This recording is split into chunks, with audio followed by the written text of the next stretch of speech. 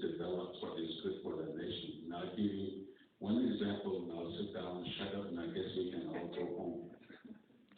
Chief Manuelito, remember him?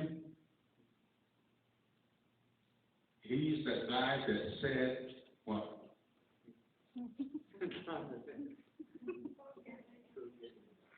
Chingy, what did Chief Manuelito say? Oh, my son, go get an education. Education is the ladder, he says. Go tell our people to take it. Remember that statement? He said it way back in the 1870. You know when he said that, Navajo were refusing to send their children to school. Navajo, they hung on to their children like this. They're going to become white people. They're going to learn the white people's ways. They're going to be gone forever. That's what the Navajo people said. And no one was willing to send their children to school. Chief Manuelito came along and he said, I disagree with all of you. Send your children to school, he says.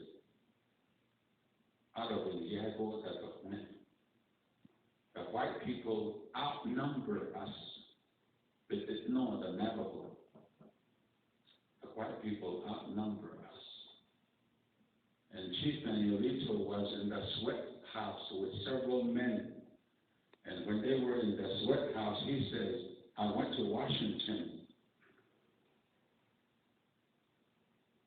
And there are so many Benaganas out there, he says. I went in the train. And you know how many there are, he says. And the Navajo people that he was in the sweat class, they really didn't understand. So he picked up a sand. See this? And he went like this. There's that many Benaganas out there. So why are we saying our children shouldn't know their ways? And Chief Manuelito further advocated that let's use education as our weapon. Use education as our weapon, he says. Let's learn more about them. And let's learn how to speak like them. Let's learn more about what they do. The Navajo will win that way, he said. And the Navajo people were ready to run them out of town. That was Chief Manuelito. And he said that those brave things back then. And he succeeded. And here we are at NAU, at the university, speaking to each other in two languages, Navajo and English. And so he was right. Navajo people disagreed with him. So maybe on this issue, that's the way we have to be. Because there are needs. Nobody is saying that there are no needs. There are tremendous needs.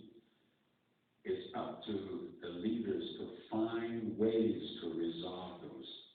They're not really doing that. Instead, I think they're really into their own thing. And I guess that's the only thing that we're complaining about.